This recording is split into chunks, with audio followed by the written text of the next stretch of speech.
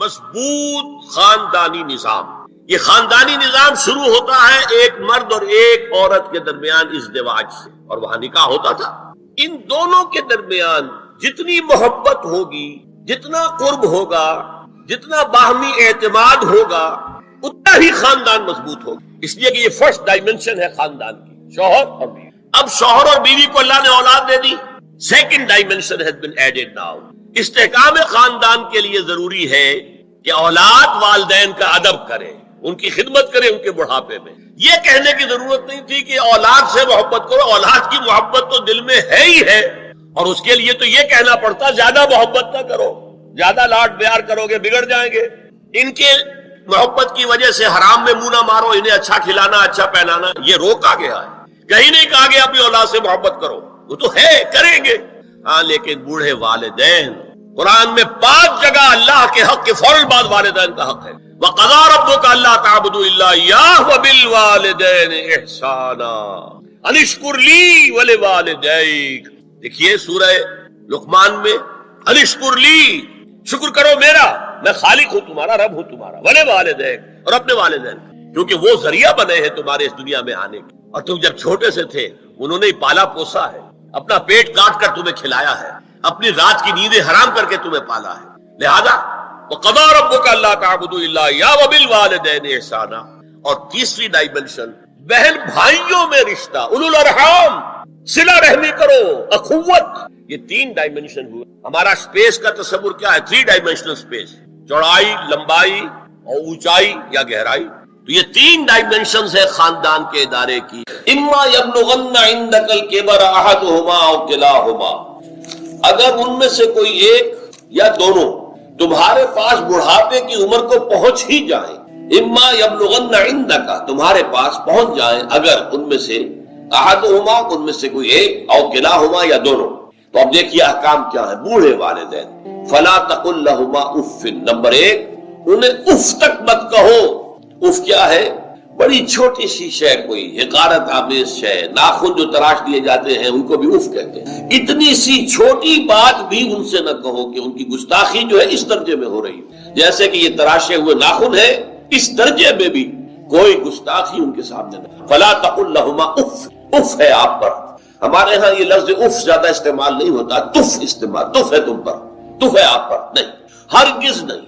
If لکما وما تعبدون، حضرت ابراہیم علیہ السلام نے فرمایا تھا، سورہ انبیاء میں ہے موجود. اف لکما، سورہ احقاف میں جو سرکش اولاد ہوتی ہے ان کے بارے میں کہا گیا وہ اپنے والدین کو اف لکما، آپ پر تف ہو نہیں. لیکن یہاں جو حکم ہے فلا تقل لہما اف، انہیں اف تک نہ.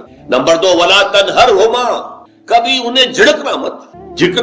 اما السائل فلا تنہر، سورۃ الضحیٰ جو ہے اس کی جو آخری آیت ہے، تو کسی کو جھڑک دینا، کسی سائل کو جھڑکنا نہیں ہے. اگر نہیں کچھ دے سکتے تو آپ شرافت کے ساتھ اسے معذرت کر لیں، بس اللہ خیر صلی اللہ بھی معاف کیجئے، بس جھڑکو مت. ولا تنہرہما. نمبر 3، وقل لہما قولا کریما، ان کے ساتھ گفتگو کرو بڑے ادب کے ساتھ، ان کا احترام ملحوظ رکھتے ہوئے بات کرو. لیکن یہ ہے کہ اس کے اندر احترام ملحوظ ہونا چاہیے، ادب ملحوظ رہنا چاہیے. ایسا نہ ہو کہ ان کے دل کو ٹھیس لگے. یہی ہے وہ جو بچہ سا تھا ہماری گود میں کھیلتا تھا، اس کی نجاستیں ہم صاف کرتے تھے، اس کو دودھ ہم پلاتے تھے، اس کو چلنا ہم نے انگلی پکڑ پکڑ کر. آج کل تو خیر اور بہت سی چیزیں ایجاد ہو گئی ہیں، واکرز ہیں اور کیا کیا ہے، لیکن پہلے کیا ہوتا تھا؟ والدین ہی انگلی پکڑ کر چلایا کرتے تھے اور چلانا سکھاتے تھے. آج یہ سینہ تان کر بات کر رہا ہے ہم سے. آج یہ اس طریقے سے جو ہے گستاخانہ انداز اس نے ہمارے سامنے اختیار کیا ہے، وہ دل کو ٹھیس لگی. میں نے اس سے پہلے بھی ایک مرتبہ آپ کو بتایا تھا کہ صرف 2 چیزیں ایسی ہیں جن کو محبت اور تعظیم کے انداز میں دیکھنا بھی عبادت ہے، محض دیکھنا اور کچھ نہیں کر رہے آپ. ایک خانہ کعبہ، محبت بھرے انداز میں آپ بیٹھے ہوئے، صرف نہ آپ طواف کر رہے ہیں، طواف کریں گے تو اور ثواب ہوگا. آپ بیٹھے ہیں صرف اور دیکھ رہے ہیں، اور اس کے اندر احترام ہے، تعظیم ہے. اللہم زد بیتک ھذا تشریفا و تکریما و تعظیما. آج کل جو لوگ، اب تو خیر ٹھیک ہے بات وہاں سے آگے نکل گئی ہے، مینا میں پہنچ گئے ہوں گے لوگ، کل تو حج ہو جائے گا انشاءاللہ. لیکن جو حاجی بھی یہ دعا مسنون ہے کہ جب بھی وہ مسجد حرام کے اندر داخل ہوتا ہے اور پہلی مرتبہ نگاہ پڑتی ہے خانہ کعبہ پر، تو فوراً اللہم رب ھذہ البیت، زد بیتک ھذا تشریفا و تکریما و تعظیما، اے اللہ اپنے اس گھر کو، اس کی عزت، اس کی تکریم، اس کی تعظیم، اس کے اندر اور اضافہ کرتا چلا۔ تو یہ انسان اگر صرف خانہ کعبہ کو بیٹھ کر دیکھتا رہے تب بھی عبادت ہے، ثواب ہے۔ اور اسی طرح بوڑھے والدین کو محبت بھری نگاہ سے دیکھنا، یہ بھی موجب ثواب ہے کہ دل جو ہے ان کو کہیں کوئی آئینہ قلب جو ہے ان کے احساسات کو ٹھیس نہ پہنچے، اس کا لحاظ رکھنا۔ اما یبلغن عندک الکبر احدہما او کلاہما فلا تقل لہما اف ولا تنہرہما وقل لہما قولا کریما واخفض لہما جناح الذل من الرحمہ، اور ان دونوں کے سامنے اپنے کندھوں کو شفقت کے ساتھ، ادب کے ساتھ جھکا کر رکھو۔ یہ جو ابھی میں نے چند الفاظ کہے تھے کہ سینہ تان کر بات کرنا، یہ ایک انداز ہوتا ہے بات کرنے کا۔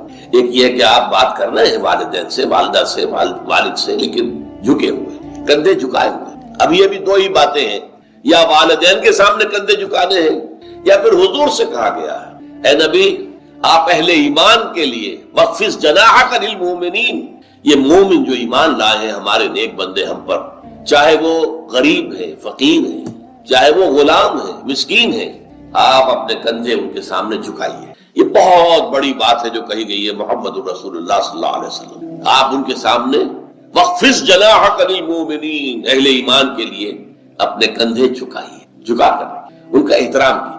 حالانکہ اصل احترام تو حضور کا ہے، وہ تو جب ہم پڑھیں گے سورہ حجرات تو جا کے معلوم ہوگا کہ کس درجے احترام منحوس رہنا چاہیے حضور کا صلی اللہ علیہ وسلم۔ لیکن یہاں نوٹ کیجئے وَخْفِضْ لَهُمَا جَنَاحَ الذُّلِّ مِنَ الرَّحْمَةِ، اور اس سب کے بعد بھی وَقُلْ رَبِّ ارْحَمْهُمَا كَمَا رَبَّيَانِي صَغِيرًا، اور یہ دعا کرتے رہا کرو اے رب ہمارے ان دونوں پر، میرے والدین پر رحمت فرما، رحم کر، جیسے کہ انہوں نے مجھے پالا پوسا جبکہ میں چھوٹا سا تھا۔ اب دیکھیے یہاں لفظ کیا آیا، ربیانی، رب، اللہ تعالیٰ رب ہے حقیقی، وہ ہے اصل میں پالن ہار، ساری چیزیں اس کی پیدا کرتا ہے۔ ماں باپ کے دل میں بھی محبت اور شفقت تو اسی نے ڈالی ہے، ماں کی چھاتیوں میں دودھ تو اسی نے بنایا، پیدا کیا ہے، تو اصل رب تو وہ ہے۔ لیکن اس کی ربوبیت کا ظہور جو ہو رہا ہے عالم واقعہ میں، عالم مادی میں، وہ والدین کی ربوبیت ہے۔ والدین پال رہے ہیں، پوس رہے ہیں، اپنی راتوں کی نیندیں حرام کرتے ہیں، بچے کو تکلیف ہے تو والدین نہیں سو سکتے، کوئی اور معاملہ ہے تو اس ظاہر بات ہے کہ ان کا آرام چین بالکل حرام ہو جاتا ہے۔ یہ ہے در حقیقت۔ اب ان کا بدلہ کیا چکا سکتا ہے آدمی؟ میں نے بار عرض کیا ہے کہ شکر جو ہے وہ شکر کا تقاضا یہ ہے کہ انسان حق ادا کرنے کی کوشش، ہل جزاء الاحسان الا الاحسان، کسی نے آپ کے ساتھ بھلائی کی ہے تو آپ کو بھی اس کے ساتھ بھلائی کرنی چاہیے۔ لیکن والدین نے جو بھلائی تمہارے ساتھ کی ہے تم اس کا بدلہ کیا دے سکتے ہو؟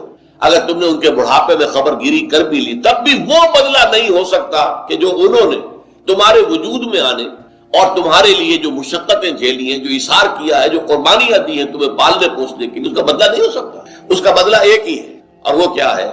اللہ سے دعا کیا کرو وَقُلْ رَبِّ ارْحَمْهُمَا كَمَا رَبَّيَانِي صَغِيرًا، پروردگار ان دونوں پر رحم فرما، رحمت نازل فرما، ان کی مغفرت فرما، ان کے درجات بلند کر، ان کی غلطیوں سے درگزر فرما۔